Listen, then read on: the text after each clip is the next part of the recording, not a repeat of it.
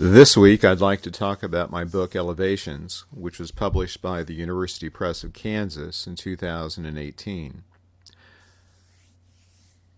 In the book, I follow the Ark River from its headwaters at the Continental Divide above Leadville, Colorado, and down through the plains across Colorado and Kansas to the Oklahoma state line. I kayaked, I biked, I hiked,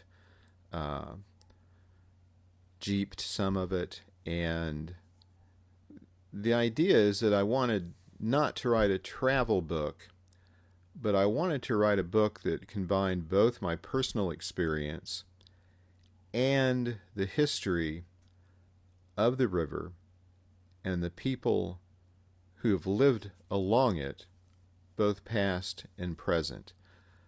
So it was a bit of an unusual idea for a book.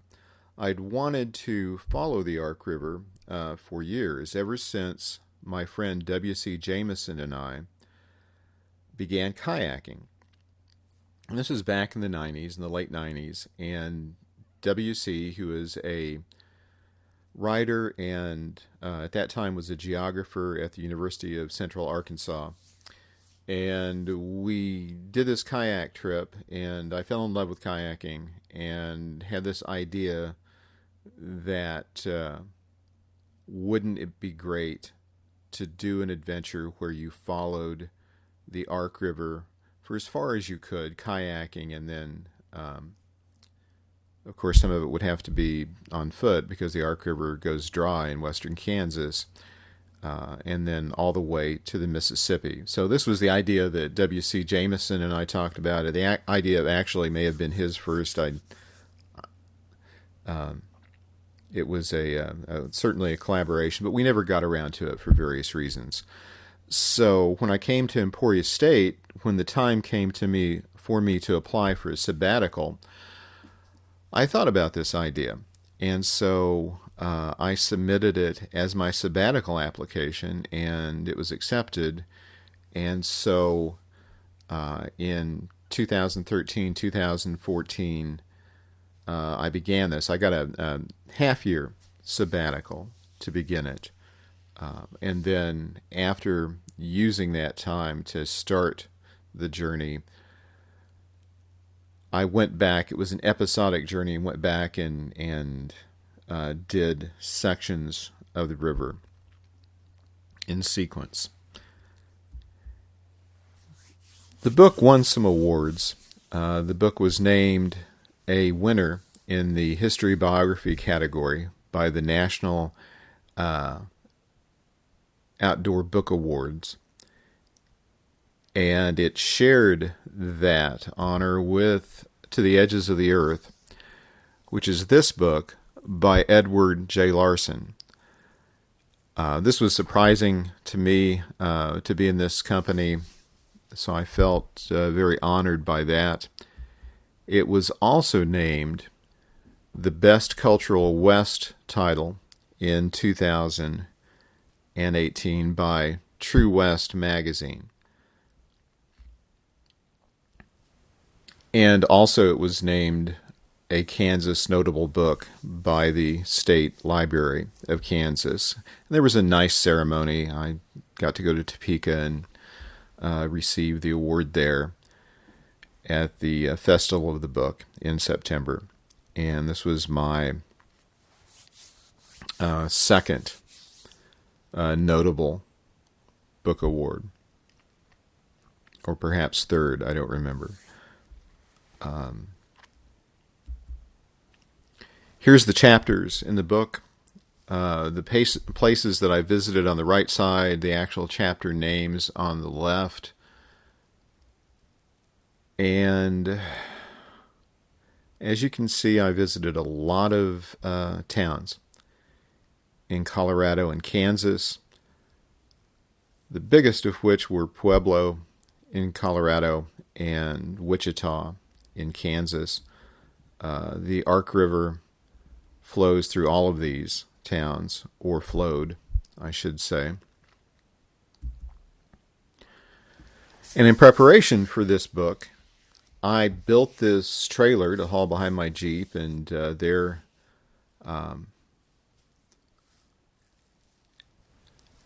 is the kayak that I used for some of the journey. It's the red and yellow one, or the orange and yellow one. And the yellow kayak behind it is my wife, Kim's kayak. And I built the Jeep trailer from a kit. It's actually built on a Harbor Freight trailer frame. I guess home built would be a better description of it. Because there was a lot of logistics in the trip, a lot of hauling kayaks back and forth, and the trailer came in very handy. And here's another shot of the kayak trailer with the in it. I used the same wheels, same wheels that Jeeps use, so I could change tires if I had to, so I could use the tires from the Jeep. So it required an axle adapter. So it was a lot of work to build the trailer. That was the least of the work for this book. Another picture of the Jeep and the trailer and the kayaks. And here I am with the trailer at the Ark River in the headwaters near Buena Vista.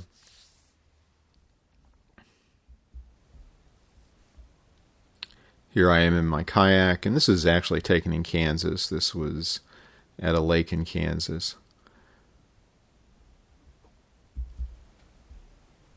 Another picture of me in my kayak at a lake in Kansas. Same lake.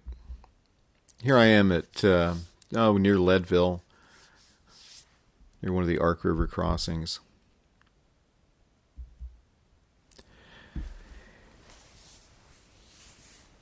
And I actually started the journey hiking. And this is a shot of the Ark River. It's pretty narrow. It's just a few feet wide here. This is near Fremont Pass. And you can see the peaks in the background. And the reason at the very top they're bare because there are no trees that grow at that altitude. And then a little farther down you can see that the mountain has been scarred from mining. And this was because of a molybdenum mine, the Climax mine there at Fremont Pass. And the Ark River here at the headwaters, and it starts from snowmelt is where the river comes from. And this is had to be, this was a reconstruction project because all of the natural river channel had been destroyed by mining. And molybdenum is used to harden steel. It was also used in vacuum tubes for radios and other electronic equipment. And so it was extremely important during World War II. So there was a lot of mining there. The mine is now closed, but the property is still off limits, and frankly, I had to trespass to get in and take this photo. Here's a shot of the valley through which the river flows, going down to Leadville, and you can see that it's snaking down there at the valley, and this was taken from the railway track overlooking the valley.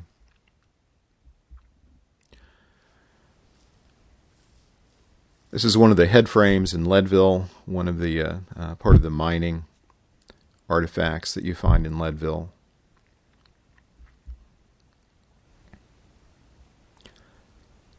Another shot of the trailer, and this is a different kayak. My red and orange kayak is a wreck boat, which means it's not for whitewater. This is one of the whitewater kayaks that I used in the first 100 miles of the river.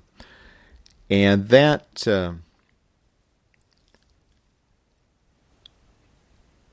it can be fairly technical water in some places, so it was surprisingly exhausting, I should say, and physically demanding. Some places there was no access to the river, so I ended up pushing my kayak over fences, as you see here, to get to the water. And this is at Leadville. The river is fairly shallow here, still pretty small.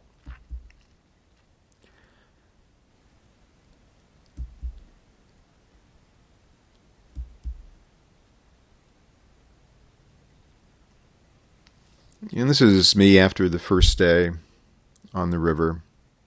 Yep, I'm as tired as I look there. This is my friend Carl Gregory, who drove the Jeep and took some of the photos of me in the water kayaking. And I also had a guide with me for the roughest water, and we'll actually a couple guides. We'll see them in a later slide.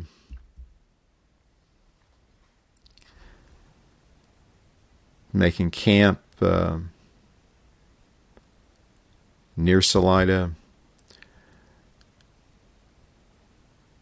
Here is the Headwaters Recreation Area. This map shows the river from the headwaters above Leadville right down to Pueblo.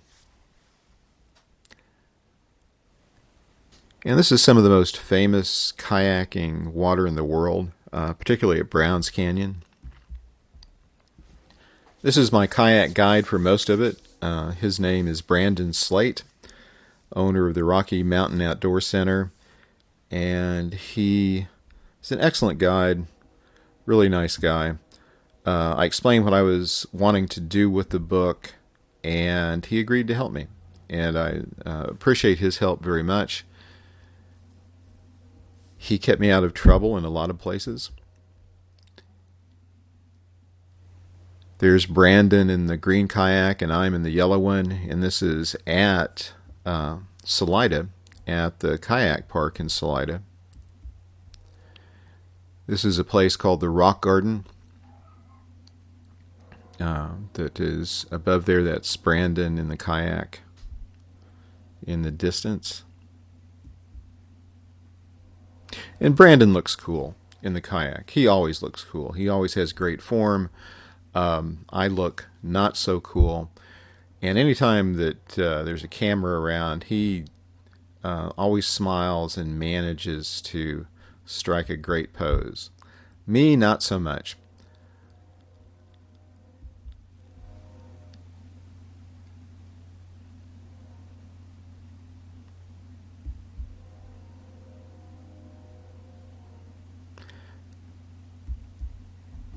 This is Brandon showing me how to scout a particular section of the river. This is near Salida, and this is where Lowhead Dam is. And one of the things you do with kayaking is you get out and even if you know an area, you scout it to make sure what the right line is and whether you can see any hazards. And this Lowhead Dam is, like most Lowhead dams, is deadly, and a number of people have died there at the Lowhead Dam. And there's a boat chute that runs along the left side of it, just below where we're standing. And so what we're doing is scouting the boat chute. We certainly did not go over the dam. More about Lowhead dams later. And there was some spectacular scenery throughout.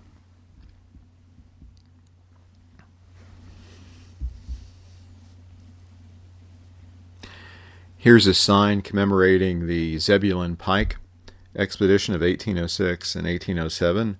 And Zebulon Pike, as you probably know, named the Flint Hills. On his way west, he stopped in the Flint Hills and wrote in his journal and talked about the landscape. So he was the first explorer of European descent to give a name to the area in which we live here in Emporia. And one of the things that Pike did is that he ascended the Ark River up to the headwaters. He didn't get all the way to Fremont Pass, but he went above Salida, Colorado, and he and his men got caught in winter at Salida. And this is about the spot near a creek that, judging from his journals, from Pike's journals, that we think he was at. The whole story behind Pike is fascinating because he was trying to find the headwaters of the Red River. At least that is the official reason for his expedition. And he ended up following the Ark River instead up into Colorado. Of course, the headwaters of the Red River are down in Texas. And this was probably known at the time that Pike was exploring. But Pike had an agenda, it seems, and that he was scouting Spanish positions. That a lot of the territory belonged to Spain. This was contemporary with the Lewis and Clark expedition, that the United States had just made the Louisiana Purchase, so we gained this vast amount of territory that was at least unexplored to us.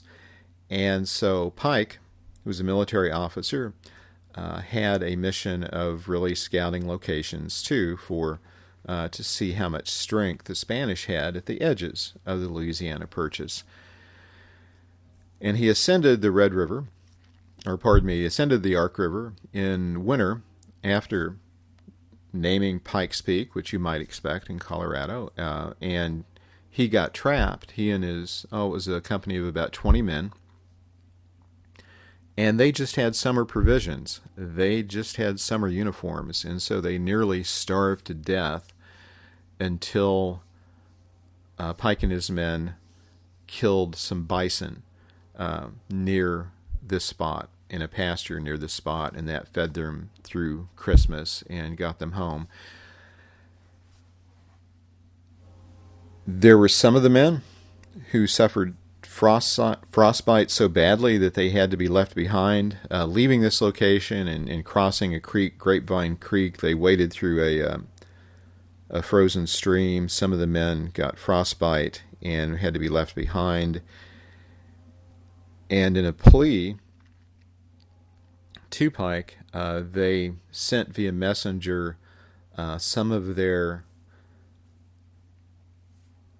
toes that had fallen off from frostbite, that had become blackened and then withered away from gangrene. And so this is kind of sort of a grisly episode. They all made it, by the way. They all survived, these three that were left behind. Pike sent someone back. Then Pike's entire company, they were captured and imprisoned by the Spanish for about a year and then finally let go. So not quite as compelling of a story as Lewis and Clark's expedition of just a year earlier. So one of the things that I wanted to do in the book, as well as explore the river from river level, is that I wanted to experience winter in the mountains, and I wanted to camp about as close to where Pike spent this miserable winter as I could. So I found a camping spot. I went up a few days before Christmas and found a camping spot, talked to some experts, experts not only about where Pike probably would have camped, but also talked to experts about how to survive in the winter. And it was pretty nice when I got up there. It was in the 20s, and the temperature wasn't expected to get much colder, but in the mountains anything can happen. And then on Christmas Eve, this storm blew in, and this is the sun setting. And this was pretty close to the south end of Browns Canyon on the Ark River. And so it was a very long night. It was about 14 hours that I had time to think. I was pretty well provisioned. I had a tent and sleeping bags and down sleeping bags and everything I needed. My water froze with me. All the battery-powered devices I had with me in the tent froze, including my cell phone and flashlights. There's a picture of me in the tent where I spent the night. And this is the last picture I took on my cell before it died. And one of the things that I thought about while I was having this long night was why I write and why I'm attracted to writing and researching these locations that aren't often easy to get to or subjects that are a bit arcane. And one of the conclusions I came up with that night is that I use this as a way to distance myself from the people I care about. That I use geographic distance, and there's emotional distance that goes on with that as well. And I realized that I needed to address that in my life. And this is true of my relationship with my three daughters, the relationship with my wife Kim, and we had only been married a couple of years at this time, or 3 years, that I had made this trip. And I imagined, there is Kim sitting at our house in Kansas, and during this long night I had imagined, I felt pretty guilty, and I imagined Kim eating a lonely TV dinner on Christmas Eve, and when I got back, when she read this in the manuscript, I heard her throw the manuscript against the wall. She doesn't like me to be in the room when she's reading, proofing something that I've written. I heard her cuss and throw this manuscript against the wall, and I said, I came in and said, well, what's wrong? She said, I can't believe you thought this, because the reality is, I just thought you were crazy. And I had a fine dinner of ham, and I put together these bookshelves. This is how I spent my Christmas Eve, and you were on a mountain someplace researching in the cold. And it got really cold that night. It was when I got up the next morning on the mountainside. It was 6 degrees. Well, not that cold, but it was pretty cold. It was much colder than they expected. And 6 degrees is pretty cold, especially when you spent 14 hours in darkness. And there was ice inside the tent. The moisture in my breath had frozen, and so the tent was like a ice crystal on the inside. And so I packed up that morning and got down and climbed down to the portion where the Jeep was, and then left and had to go through a couple feet of new snow to find the road. So that was interesting. Another thing that I did during this was that I took a course in whitewater rafting, or actually was allowed to hang around while this course was being taught. My friend Brandon Slate arranged this. And here the class is overlooking that low head dam that we'd seen before, and with that chute. And they were explaining how dangerous it is. And low head dams may not look that dangerous, and there are lots left over. Most of these were built in the 19th and early 20th century. Sometimes they powered mills. Sometimes they had other, flood control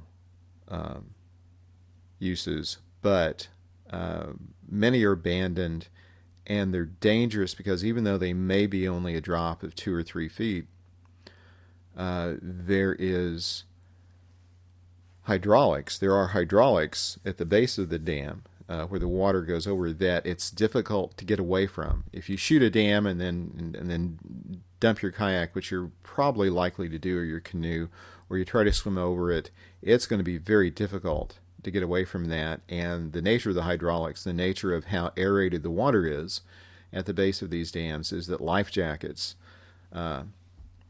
personal flotation devices, do not help you, that they lose their buoyancy. So a lot of people drown at the base of these low water dams.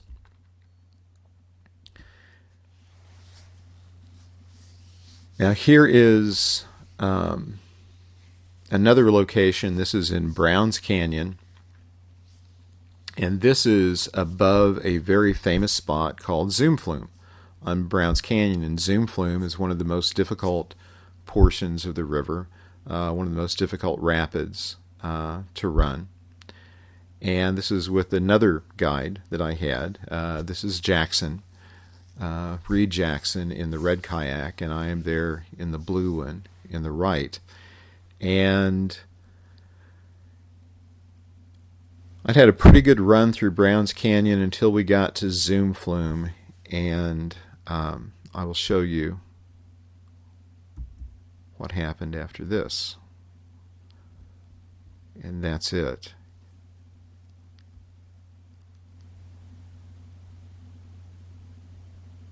And let's see if we can actually have the video from this. And this is not Zoom Flume yet. This is the upper reaches of Browns Canyon. This is just entering it. And I have a GoPro on my helmet.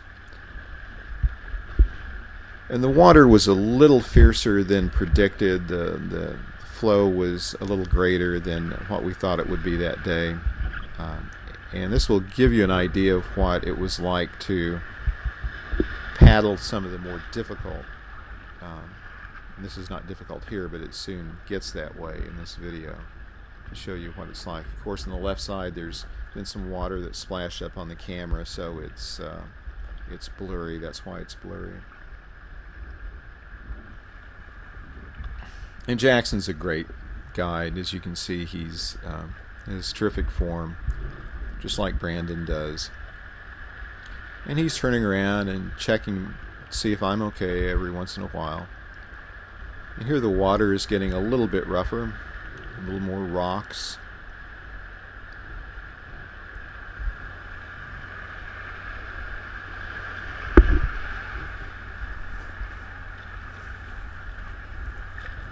And this part of it was fun. I really enjoyed this part of it.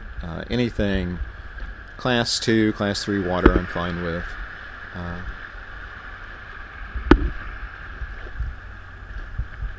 It was a beautiful day. We stopped and had lunch in the canyon and kept paddling after that.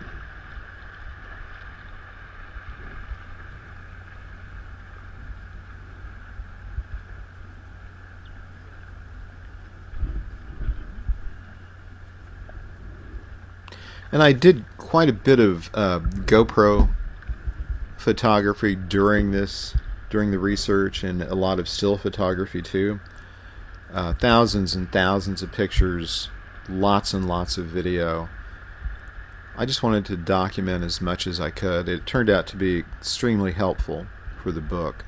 So one of the things when you go places and research things, don't forget the value of video and still images. It's just another form of note-taking. And the water's getting a little rougher here.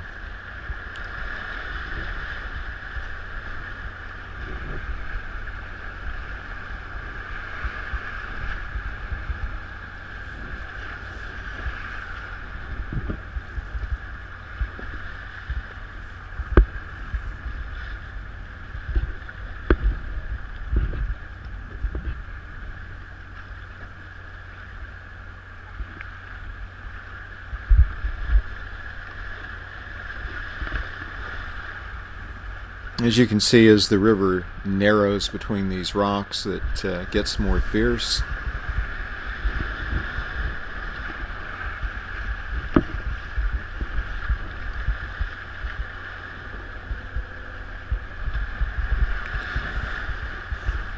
And Jackson's looking back to make sure that I'm okay. And then he's showing me the line to run through here.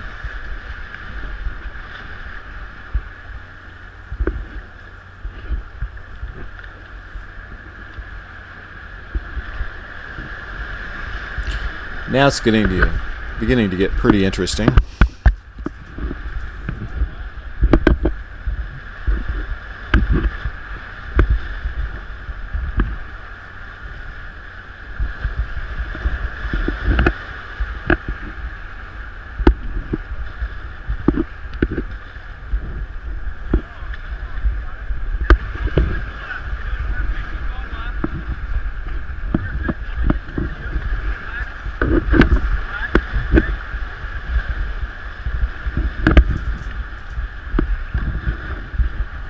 You could hear Jackson giving me instructions.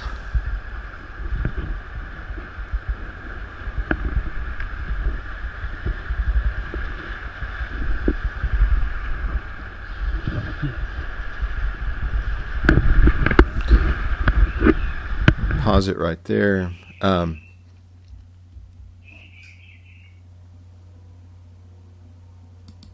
Back to the PowerPoint. And I don't have video of the zoom flume, but zoom flume is so famous that there's a commercial photographer, several that set up there and take pictures of people going down.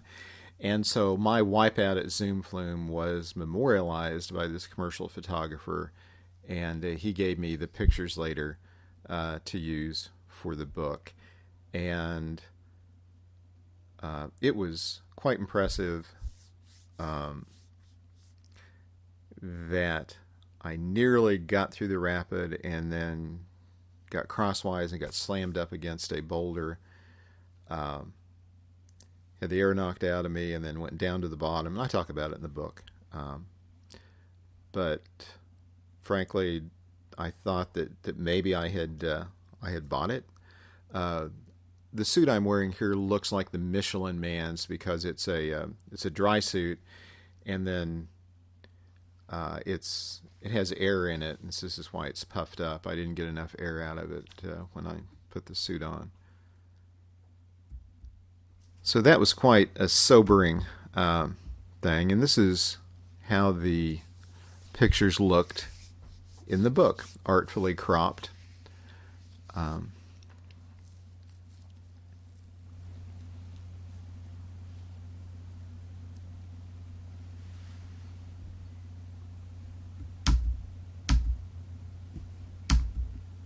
And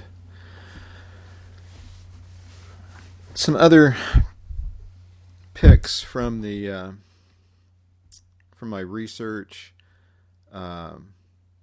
Marijuana had just been legalized in Colorado, so I have a chapter on that. It's called The Highest Valley.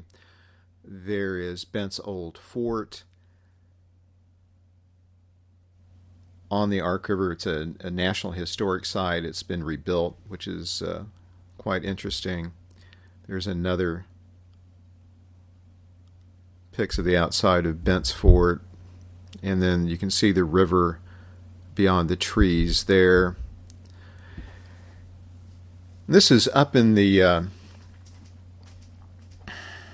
mountains to the east of Salida, the Mosquito Range. And this is at a ghost town that we visited. Another place, and Kim was with me on some of the trips. This is along the Colorado Trail, and this is a stand of quaking aspen that was just beautiful. It really was. I can't describe the feeling of being in this stand of trees. One of the things that we did was pan for gold, because so much of the river had been pan for gold. So much of it had been, well, a lot of it had been destroyed in panning for gold, particularly because of hydraulic cannons. This is true of much of the original riverbed at Leadville, that the hydraulic cannons blew it apart, and there has been a reclamation project to restore the river, really from the headwater down south to south of Leadville. And we panned for gold. We found gold in one spot overlooking the river. That was a public area that you could owned by the Bureau of Land Management. That you could stop and pan for gold. This is the Ark River that is near Canyon City. This is the train that goes along it. This is the famous bridge at Royal Gorge over the river. I'm not particularly fond of heights.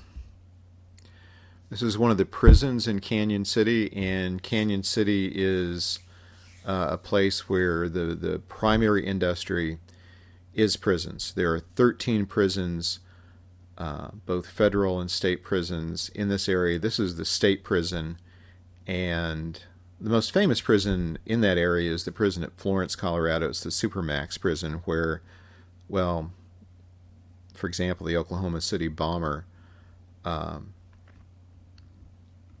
Terry Nichols, is held there, as well as some other very famous terrorists, and it's underground. This is the state prison at Canyon City, which has been there. It used to be the territorial prison, and also used to be the site of the executions in Colorado. And this is the gas chamber that had been used up through the 1930s. I love the sign in the chair in the gas chamber. Always good advice not to sit or stand inside the gas chamber. This is the sexton of the prison cemetery that's across the river from the state pen. And this gentleman is Tom Monaco is his name. And one of the things he does is he dowses for graves. That this cemetery, they've been burying people here for more than a century. Many of the graves are unmarked, so he will douse for the graves. Now, I'm not a believer in dowsing, but Monaco did an exhibition for us, did a demonstration, I should say, which he believes in it, and he says it works. I tried the rods, no luck with anything.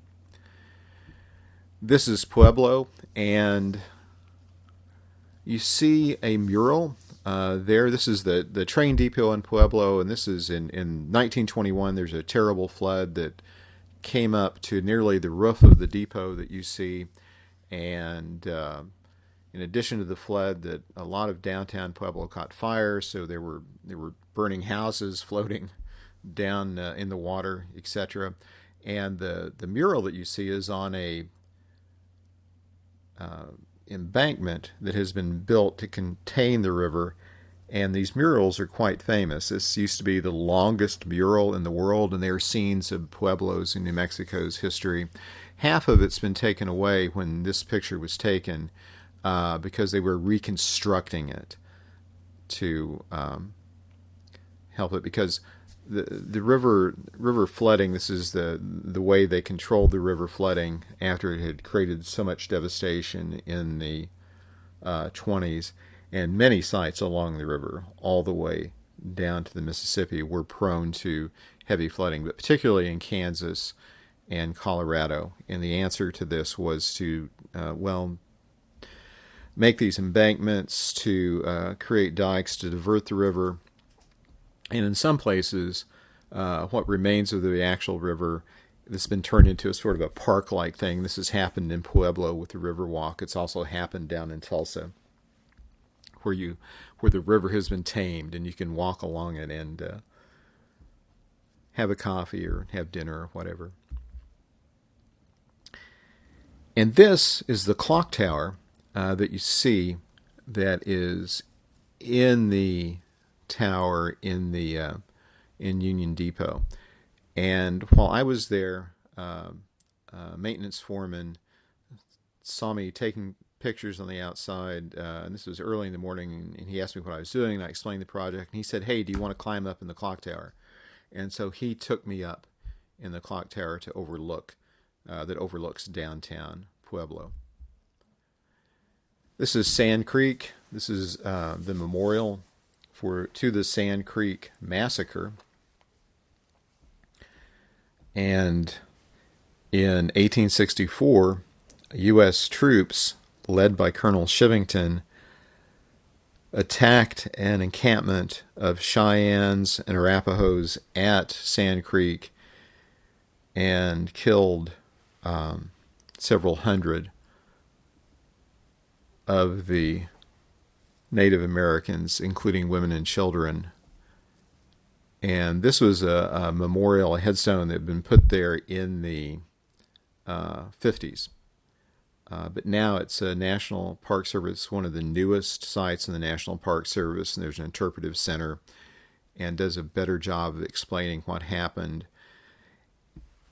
There's a chapter in my book on Sand Creek, and one of the things that struck me about the Sand Creek Massacre is how similar to the My Lai Massacre it was in Vietnam in the 1960s,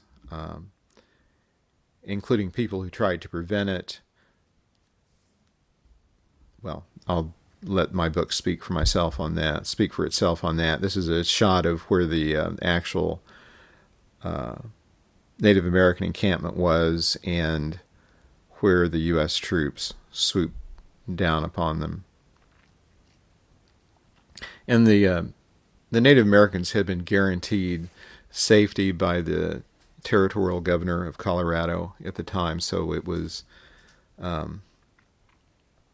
is particularly distressing to think of this, and there was no military objective for this. There had been some Indian raids farther north. This group of Indians probably was not connected to it. And so this is overlooking, and this is considered sacred by the tribes. And so this shot was taken over the fence, over a cliff, looking down into the gully where the tribes were. And the troops that marched to Sand Creek, they grouped at a fort on the Ark River and then marched north from there that morning. This is a shot in Pueblo of the Bessemer Ditch Company, and Pueblo was a famous steel-making town.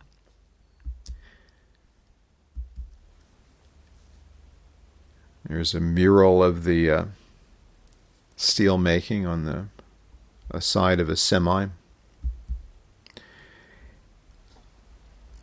But in 1914, the steel company, the Colorado Iron and Coal Company, they were in a labor strife, and this was owned by the Rockefellers, and they were in a labor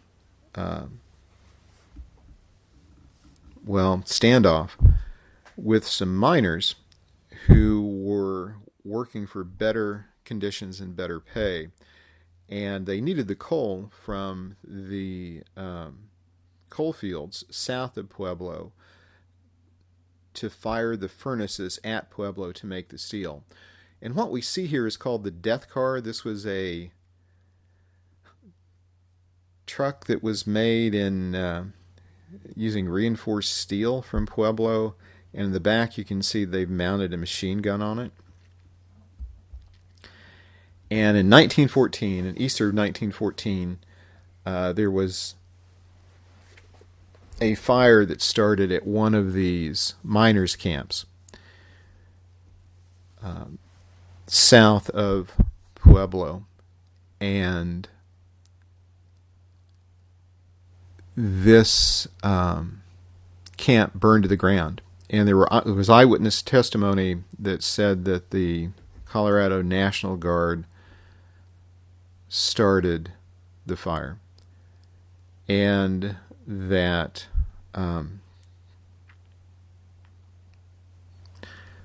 when the flames were out, they found in the ruins of this, really it was a tent city, and the miners had dug basements underneath some of the tents, and in the tent that was the you could call it the maternity ward for the camp, that there were 13 women and children who were found dead from the fire of the flames. And this was quite grim.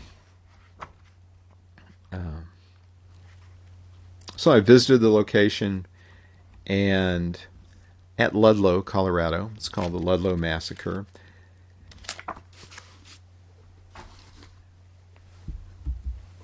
And here is a memorial to the Ludlow miners in the background. And in the foreground is the hole we saw in that previous photograph, and there's a steel door over it now. And the day I visited, it was the place was deserted. The United Mine Workers of America keep this, maintain this area. But the day I visited, it was rainy. It was there was thunder in the distance.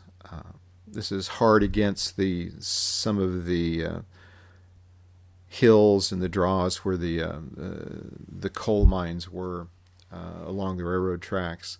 It was sprinkling. It was thundering. And the door to the basement area that had been underneath this large tent was open. And so I went down inside of it. And it was pretty spooky. Some people had left toys at the very bottom,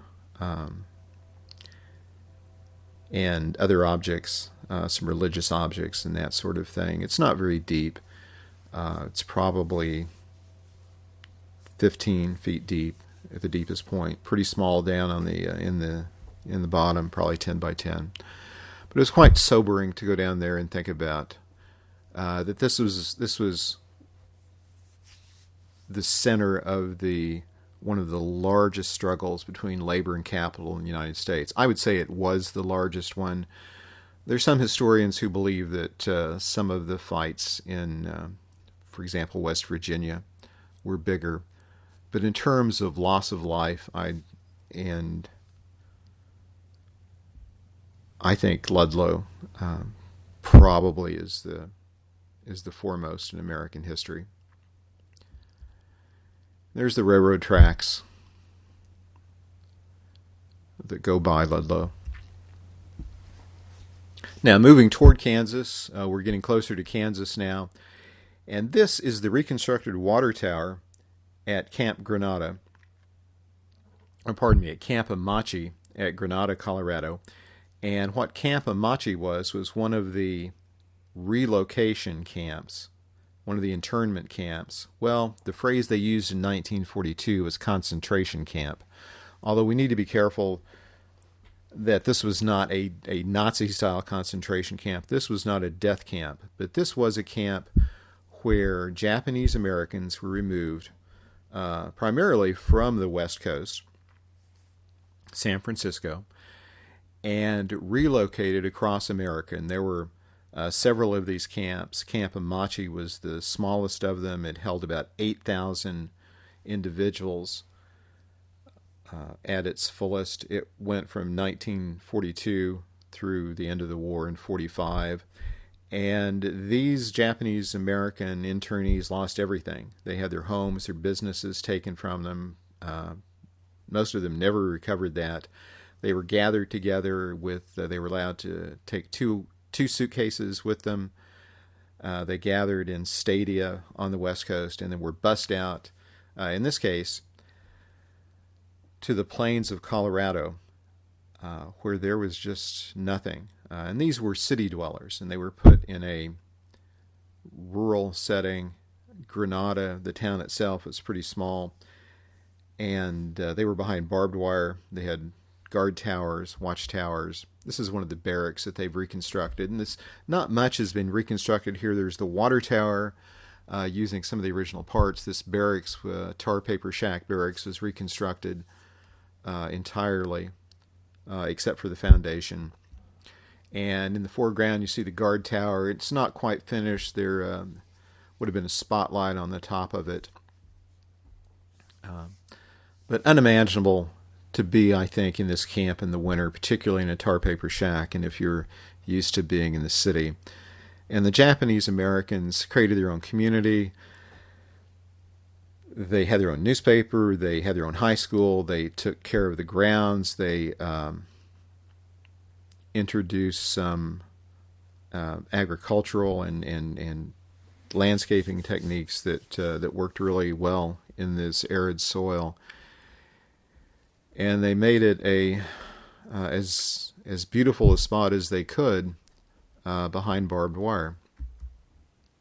And the day that I visited, I went with an archaeologist, and they were having a summer field study, and the yellow and pink flags are marking locations of artifacts that volunteers had walked across, and the students had walked across. This is from the University of Denver. That they do this field school every year, and they had marked these locations.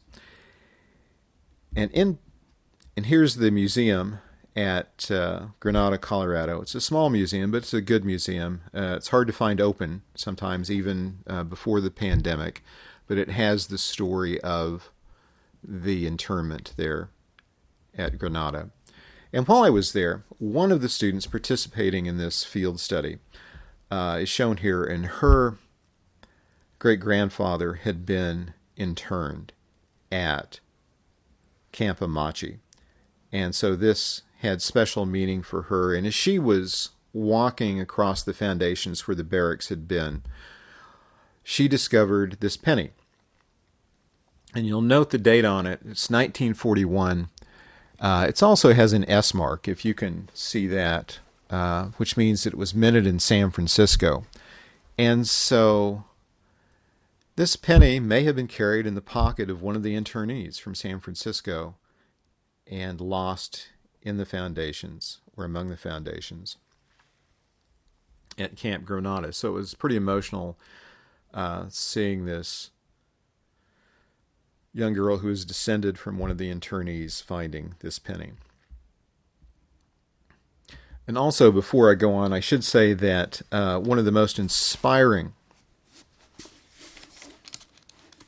speeches I've ever read, and I talk about this in the book about Camp Granada, was delivered by the valedictorian of the high school at Camp Granada in June of 1943. And her name is Marion Kenoshi. And she revisited Camp Amachi a few years ago. First time she'd been back.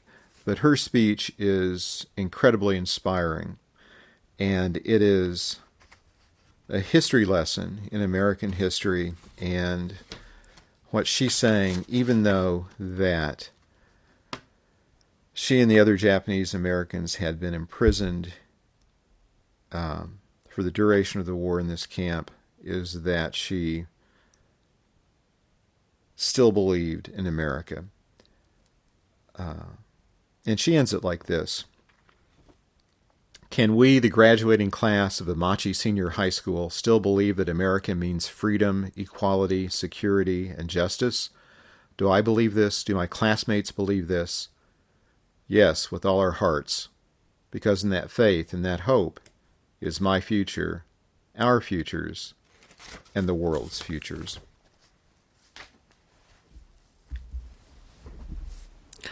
This is the African shop. We're in Kansas now. This is the African shop in Garden City, about 3/4 of a mile or so away from the river. And if you may remember the plot to bomb the Somali community in Garden City, that there were 3 individuals in a group called the Crusaders who were charged with this and eventually convicted of it. And the plot was discovered in late 2016 before the general election, so I went out and interviewed the owners of the African shop, which is a shop that caters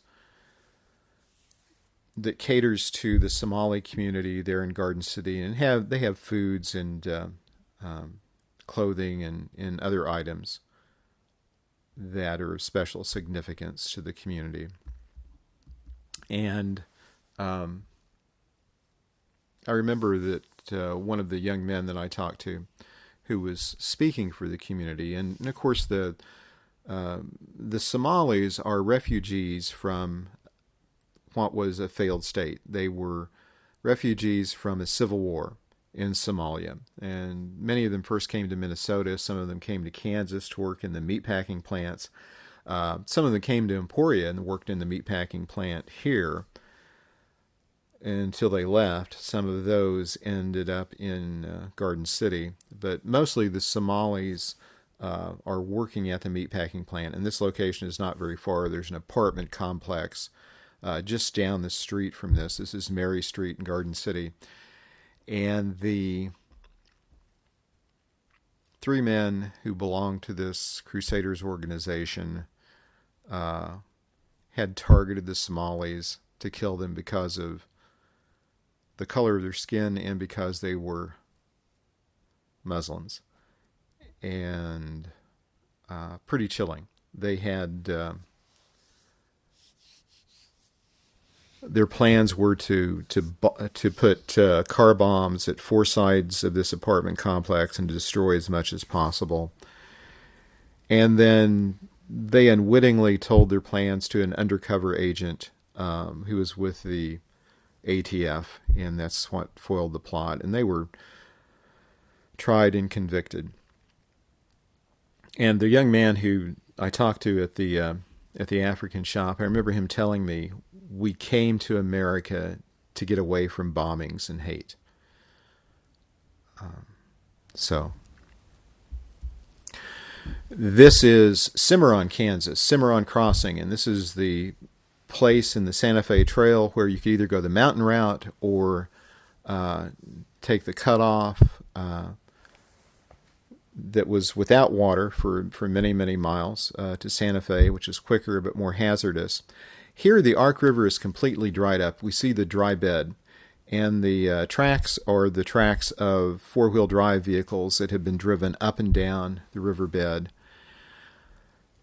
And the tree that we see is a cottonwood, and because the river is gone, the cottonwoods are drying. And so the whole ecology of this area has been changing. It's becoming, becoming a desert. And this is because of two things. One is climate change, that there isn't as much snowmelt coming down from the mountains in Colorado. It's not really because of the reservoir in Colorado, even though residents out west will blame Colorado for not releasing as much water as they should. There's been a 100-year legal battle over the release of water between Colorado and Kansas, and it's wound up in the U.S. Supreme Court several times. It is now resolved, but maybe not forever. Residents out there will still blame the reservoir on the Colorado side, but really scientists will say it's climate change, but more than that, it is irrigation. That western Kansas is very arid. It used to be said that no crops could be grown past Dodge City, that there's not enough annual rainfall to grow crops west of Dodge City. Well, about World War II, and after World War II, there came along irrigation techniques which allowed us to pump water from deeper and deeper underground and to reach the aquifer that covers that's underneath western Kansas. And so we started pumping water like crazy and irrigating the crops out there. And at the time, it was thought that this water source would be inexhaustible. And one of the things that happened is it also affected the river water tables, which dried up lots of western Kansas.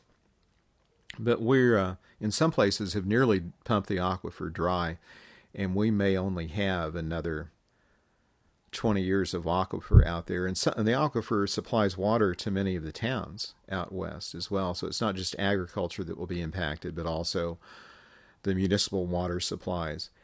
And if we stopped irrigation completely right now, there's a study that came out the year before I wrote finished the book that said it would take at least 800 years for the river to come back. And if the river ever comes back, it's not going to be the same river as we know it, because the old channels are being eroded. And you can see here that it's hard to tell even where the riverbanks are. So a lot of the river, about a third of the river, has vanished in western Kansas. And really the arc is two rivers now. It's the upper arc, mostly, which is in Colorado, and then the lower arc, which starts around Great Bend. There's enough natural sources of water, springs, and other rivers that by Great Bend the channel starts filling again. Here's a map of that. From Garden City to Great Bend, there just is no river. It's you have to walk it. And a lot of people drive four-wheel drive vehicles. Some people have tried claiming portions of the riverbed as private property, and the courts have denied that. Here's Dodge City. There's Boot Hill, some longhorns in front of the Front Street in Boot Hill,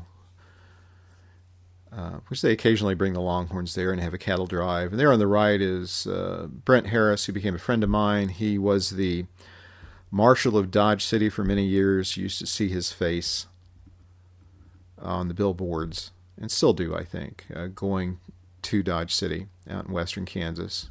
A really nice guy. Spent a lot of time with me. There are wind turbines on the left, just outside of Dodge City. There's a feedlot down at the bottom. Outside on the windmills are on the east side of Dodge City. The feedlot is on the west, and there's another shot of Front Street in Dodge City. And this is from the riverbed in Dodge City, and you can see that the city has placed the barbed wire and this angle iron to keep people out of the riverbed. I have a chapter on Dodge City. This is, I believe that's the 4th Street Bridge in Dodge City. People driving their ATVs. Certainly much more about Dodge City in the book, and particularly about a murder that shaped the Kansas Shield Law for journalists. Kind of interesting, at least to me as a journalist.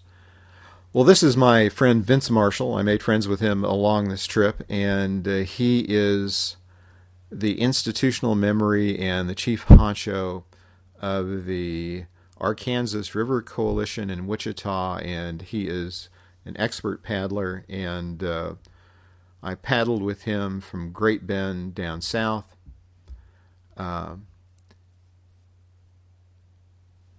And also with a friend of the coalition, a guy by the name of Kevin, who is in the green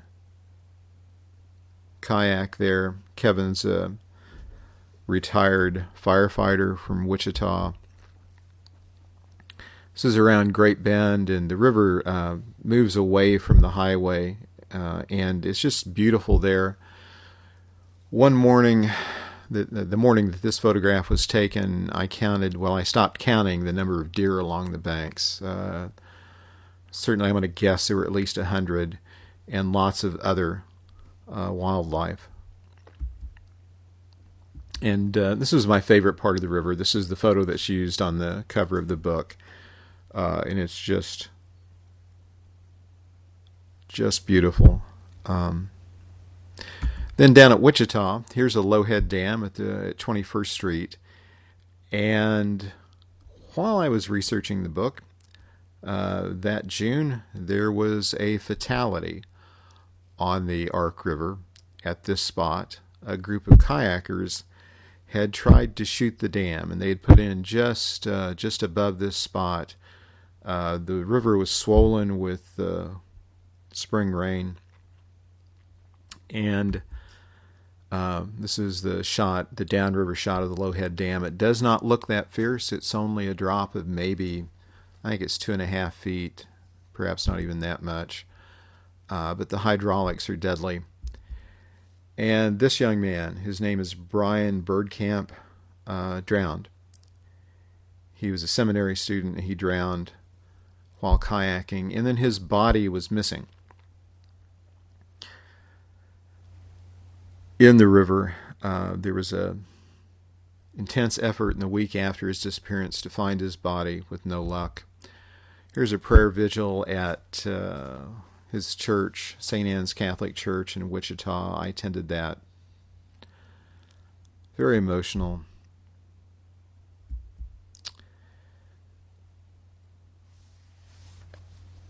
And then about 3 weeks later, Kim and I decided to kayak through downtown Wichita with the Ark River Coalition, and there Vince is, and he's getting their Ark River boats ready.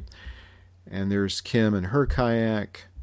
And so we did. We paddled through downtown Wichita, and as we approached Garvey Park, we came upon this island. And there's the island, and I was paddling next to, not far from Kevin, the retired firefighter, and some of the others were complaining about the smell near the island, who would throw their garbage out. And I looked at Kevin, and of course I'm started my career as a police reporter, and I said, Kevin, that's not garbage smell. And he said, no, I know. And so there were children along on this trip, so once we got the kayaks out and the kids out, and then we left, then the next morning, Kevin and Vince decided to go back and investigate this island. And they found the body of Brian Birdcamp entangled at the head of the island, and they contacted the authorities. So Birdcamp's body was eventually recovered. And then I talked to one of my former students, Kelsey Ryan, who was a reporter at the Wichita Eagle, and shared my concern about Lowhead dams and how dangerous they are. And she ended up writing a series of stories and talking to experts about them. She found families who they've had family members, for example, in the 70s, lost at drowned at the same Lowhead Dam. And as a result of the story, there was better signage, and the portage area to carry your canoes or kayaks around this area was improved by the city. So those were all positive things. This is the Ark River as it goes into Oklahoma.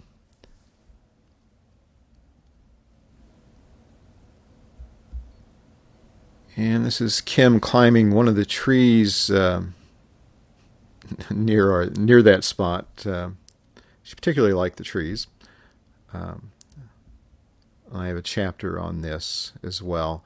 There was some, in this location where we were at, where I was scouting the river and looking for good places to put in the kayak, had been the scene of several crimes, including a murder, and there were some pretty sketchy people that made us quite nervous while we were there after she'd been in the trees and stuff. So I talk about that in the chapter. And this is in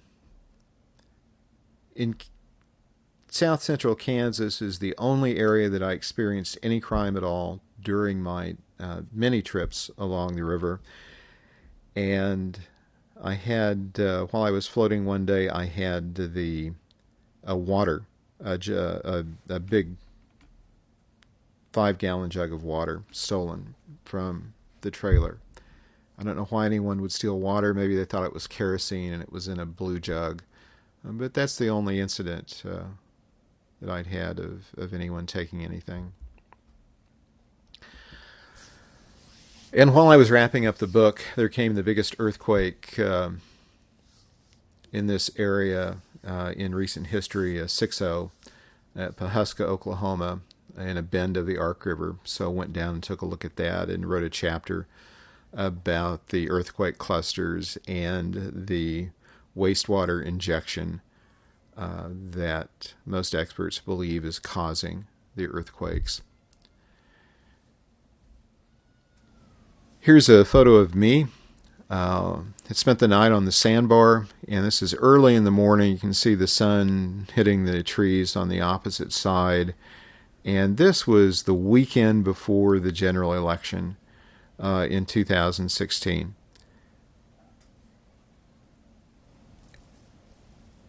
And I'm thinking about how much has changed since this photo was taken. And I talk about some of the changes that I knew that were coming in the very last chapters of the book, and how divided Kansans were about the political situation. But I like this photo very much. Spending that night on the sandbar, and it was an unusually clement Saturday night and Sunday on the Ark River, and it was just it was very moving and sobering and also exhilarating to be on that sandbar that weekend. And that's a short tour, a short description of the book. And I've thought about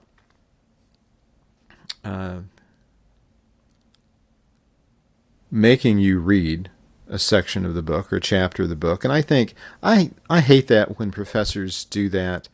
You can read the book if you want to. I may discuss some techniques or discuss something from a chapter. I'm going to,